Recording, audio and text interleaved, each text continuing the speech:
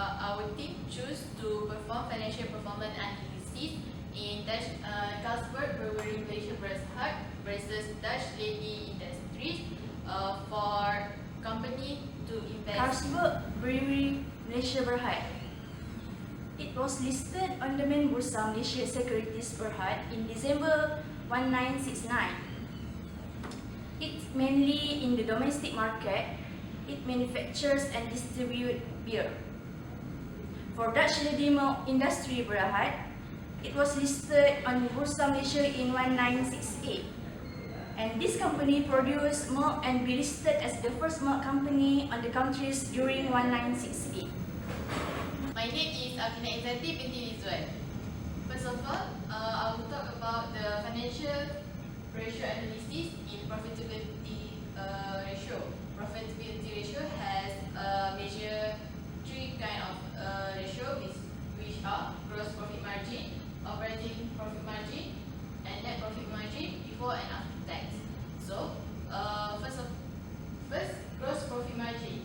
Gross profit margin measure how much the firm earning from its revenue after deducting from its cost of goods sold. As you can see here, the gross profit margin for Carlsberg is 33.51%. It means that for every RM1 revenue of Carlsberg, the firm it has 0.3351% of gross profit to cover its operating expenses after providing for its cost of goods sold. Next, for Dutch Lady, you can see that the percentage, the gross profit margin is 39.70%, which means that for every RM1 of the revenue earned by the firm, it has earned 0.3970 gross profit to cover its operating expense after providing for its cost of goods sold. So, if you look at the gross profit margin, the higher the gross profit margin, the better the firm is.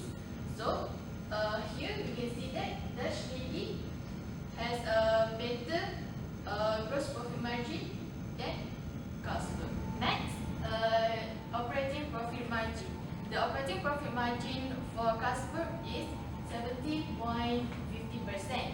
This means that for every RM1 revenue of earned by Carlsberg, it is enough to cover up to 0.8250 cent of the firm total operating expenses.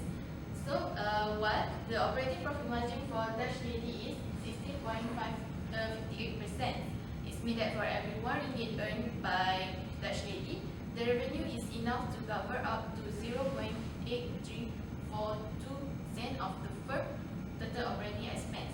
If you can see here, even though the percentage of operating profit margin for Carlsberg is higher, but it needs a lot to cover up its operating expenses. So the lower the operating profit margin, the better the firm is, because it is in terms of covering the expenses. So here we can see that Dutch Lady is better in covering up the operating expenses. So the net profit for Carlsberg is 14.47%, while the net profit margin for Dutch Lady is 12.35%.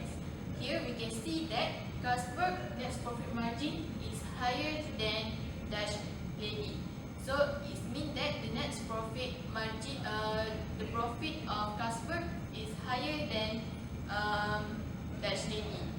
To conclude, even though Carlsberg net profit margin is higher than Dutch Lady, it doesn't mean that Carlsberg has a good profitability ratio, because before, in gross profit margin and operating profit margin, we can see that Dutch Lady is better than Carlsberg.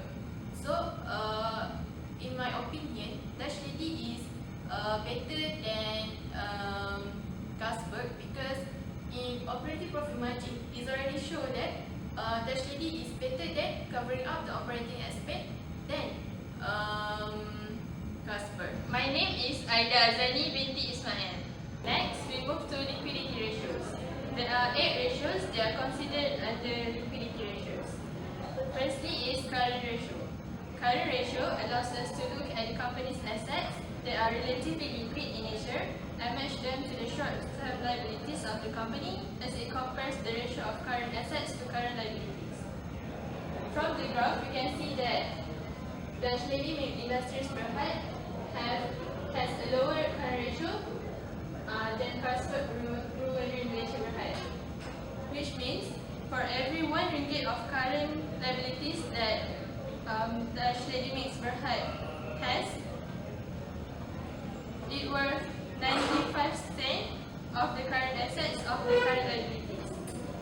As for Carlsberg Brewery Malaysia Berhad, for every RM1 of current liabilities, it has at the present time 84 cents worth of current assets.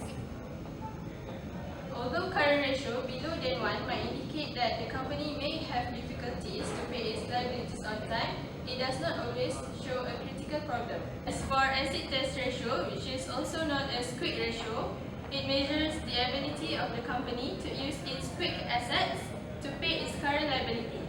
It specifies how fast the assets can be converted into cash to cover the current liabilities. From the graph, we can see that Dutch Lady Milk Industries Berhad has a lower acid test ratio compared to Carlsberg Brewery Malaysia Berhad. It means for every RM1 of current liabilities, Carlsberg Brewery Malaysia Berhad has 65% at 65 cents worth of current assets less inventories, while Dutch Lady Milk Industries Berhad has only 51 cents. This shows that both companies may be relying too much on inventories or other assets to pay their short-term liabilities since the both ratios is lower than 1. So, from here we can conclude that Dutch Lady Milk Industries Berhad is better than Carlsberg Brewery Malaysia Berhad in paying its obligation since it has a higher current ratio than Carlsberg Brewery Malaysia Berhad, while Carlsberg Brewery Malaysia Berhad is better than Dutch Lady to pay its current liabilities using its quick assets. Next, we move to inventories turnover ratio. Inventories turnover ratio indicates the relative liquidity of stocks in a company as measured by the number of times a company's stocks are sold and replaced during the year. It also measures the company's efficiency in turning its inventories into sales. From the graph, we can see that Carlsberg Brewery Malaysia Berhad takes 13.63 times in a year to replenish its goods, while for Dutch Lady Milk Industries Berhad requires 4.83 times in a year to replenish its goods. A lower stock turnover ratio is a signal of inefficiency because it implies that the company either has a poor sales or has excess inventory. However, although it indicates poor liquidity, the possible of overstocking and obsolescence, it may also reflect a planned inventory build-up for material shortage or in case of rapidly rising prices. However, in contrast, a high stock turnover ratio implies either strong sales or ineffective buying. Although higher ratio indicates better liquidity, it can also indicate a shortage or inadequate inventory levels, which could lead to loss. In this case, Brewery Malaysia Berhad is better than Dutch Lady Milk Industries Berhad because it needs more times than Dutch Lady to replenish its goods. For inventories turnover days, Dutch Lady Milk Industries Berhad needs more days to replenish its goods, which is the same as inventory turnover ratio. However, the longer days the longer days Milk Industries Berhad has longer days to replenish its goods. It means that Carlsberg Brewery Malaysia Berhad is better than Dutch Milk Industries Berhad because it only needs 26.78 days to sell its stocks and restock their goods for 13.63 times in a year for inventory turnover ratio. Next, we move to account receivables turnover ratio. Account receivables turnover ratio helps us to identify how long it takes for a company to collect its receivables by assuming all sales are on credit terms. From the graph, we can see that account receivables turnover ratio for Carlsberg Brewery Malaysia Berhad is higher than Dutch Milk Industries Berhad. It means Carlsberg Brewery Malaysia Berhad collects its account receivables for 9.55 times in a year, while Dutch Milk Industries Berhad collects its account receivables for 9.53 times in a year. As for account receivables turnover days, Carlsberg Brewery Malaysia Berhad needs 38.23 days, while Dutch Milk Industries Berhad needs 39.12 days to collect their account receivables respectively. We can see that Carlsberg Brewery Malaysia Berhad needs a shorter days to collect its receivables. So, it can be concluded that Carlsberg Brewery Malaysia Berhad is better than Dutch Milk Industries Berhad in collecting the account receivables from its trade debtors. The last ratio is account payables turnover ratio and account payables turnover days. Account payables turnover ratio indicates how quick does the company pays its creditors by assuming all purchases are on credit terms. From the graph, you can see that account payables turnover ratio for Carlsberg Brewery Malaysia Berhad is higher than Dutch Milk Industries Berhad, as well as account payables turnover days. We can identify that Carlsberg Brewery Malaysia Berhad settles its account payables for 3.48 times in a year and 104.99 days simultaneously. On the other hand, the account payables for Dutch Milk Industries Berhad are being paid for 2.37 times in a year on average and 153.77 days to pay back its account payables. So, Dutch Milk Industries Berhad is more advantageous than Carlsberg Brewery Malaysia Berhad since it takes credit from its suppliers for longer numbers of days concerned. That's all for liquidity ratio. Name is Munira binti Muhammad Ramzi. Next is leverage ratios. There are three ratios under leverage ratios, which are debt ratio, debt equity ratio, and interest cover ratio. First is debt ratio. Debt ratio is financial ratio that measures the extent of company's leverage. The debt ratio is defined as the ratio of total debt to total assets expressed as decimal or in percentage. When the debt ratio is high, the company has a lot of debt to its asset. When the debt ratio is low, principal and interest payment don't command such a large portion of the company's cash flow, and the company is not as sensitive to changes in business or interest rates from this perspective. As you can see here, the debt ratio for Carlsberg is lower than the debt ratio of Dutch Lady. A ratio less than 1 means that the firm concerned has more assets than the liabilities. As you can see here, both companies have a ratio less than 1, which is 0.7348 and 0.7395. So here, I can say that Carlsberg is better than Dutch Lady because it has a low debt ratio than Dutch lady milk ratio. Next is debt to equity ratio. Debt to equity ratio measures of the degree to which a company is financing its operations through debt versus wholly owned funds.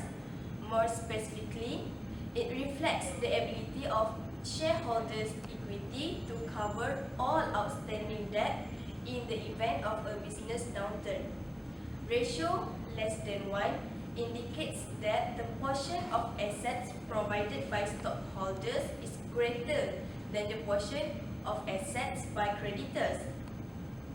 Ratio greater than 1 indicates that the portion of assets provided by creditors is greater than the portion of assets provided by stockholders.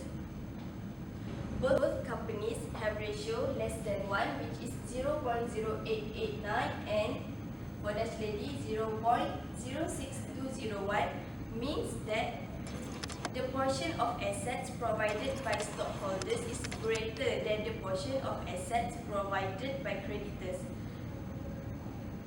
A high debt to equity ratio indicates that a company may not be able to generate enough cash to satisfy its debt obligations.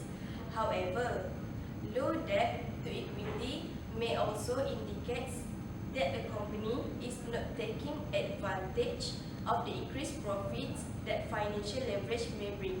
It means here that Dutch lady is a good firm compared to Carlsberg because it has lower debt to equity ratio. It means that Dutch lady firm able to generate enough cash than Carlsberg's to satisfy its debt obligation. Next is interest cover ratio. Interest cover ratio is used to determine how easily a company can pay their interest expense on outstanding debt. In general, the lower the ratio, the more the firm is burdened by debt expense.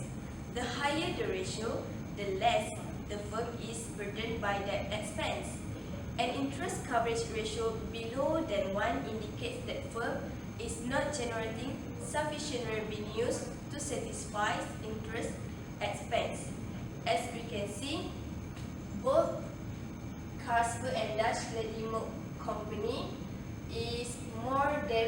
has more than 1 ratio, which means that the both firms are generating sufficient revenues to satisfy interest expense.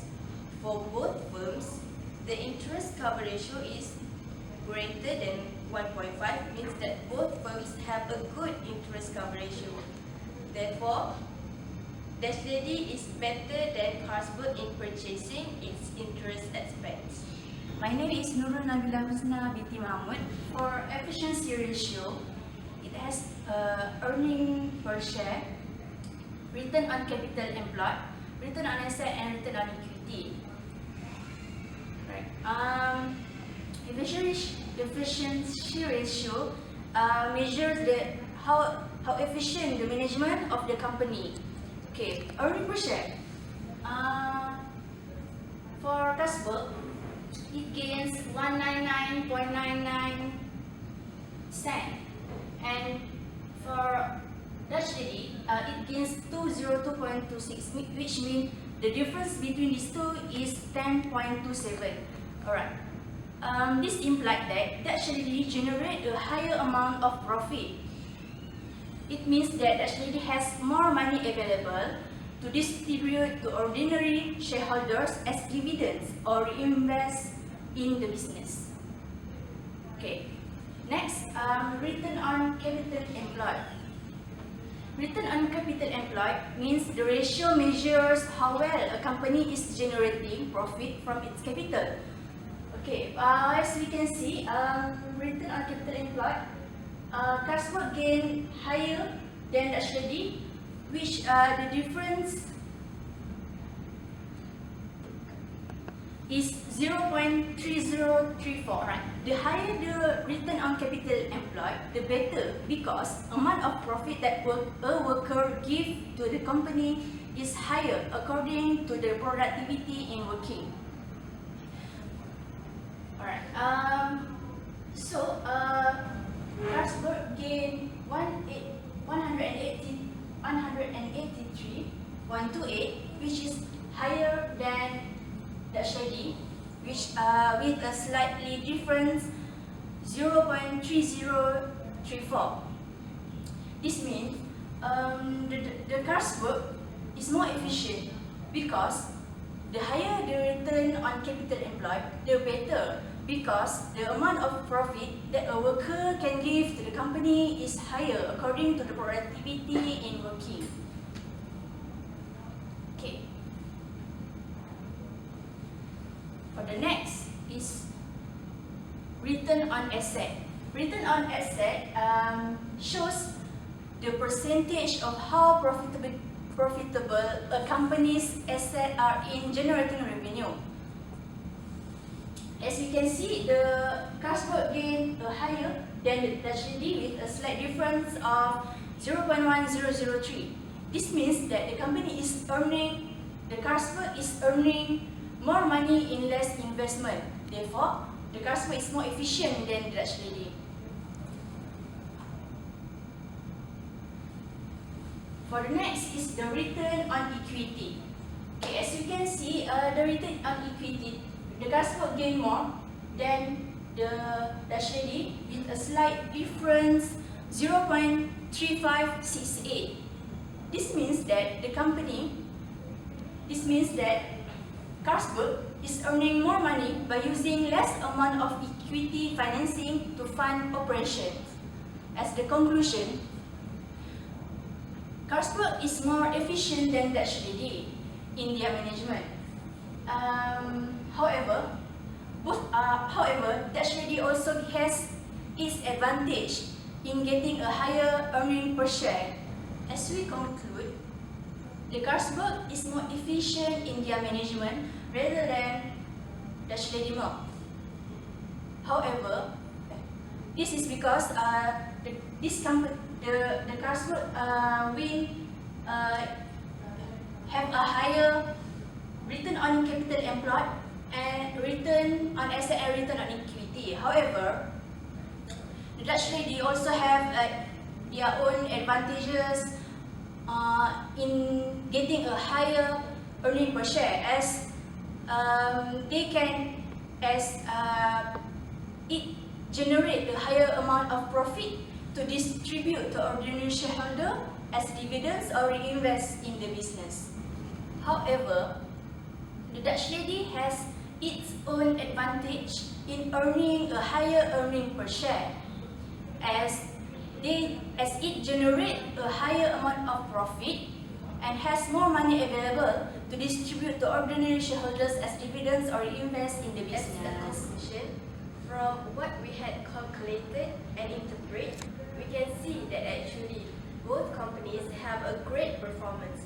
Nevertheless, we choose Carlsberg rather than Dutch Lady because it has multiple superiority in many areas, such as creating a greater profit margin, better capabilities to convert its asset into cash and others, least times to sold and replace inventory during a given period, least time in collecting their outstanding receivables, has lower debts, more efficient in using their capital employed, more effective in management because the company is earning more money on less investment, more effective at using equity financing and others. With all these abilities, we believe that Carlsberg will have no problem growing its business performance further. On the other hand, Dutch Lady requires more attention to service its financial stability to a good level by handle its financial wealth and business stability to a better condition. Dutch Lady must plan some strategic ways by taking into account some improvement and development in a few areas. For example, the company should reduce the debt ratio by avoid taking any more debt, postpone large purchases so they will use less credit and others. They have to keep their debt low to ensure that they can afford their debt repayments and give them peace of mind that comes from handling their finance responsibility.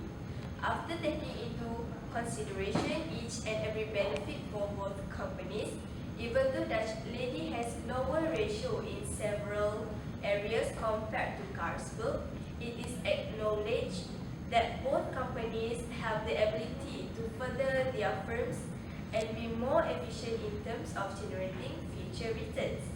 In a nutshell, Carlsberg is a firm that is worth to be invested by the company because Carlsberg's industries offer more opportunities, less risk to potential investors as it has lower financial risk and have higher profitability. That's all. Thank you.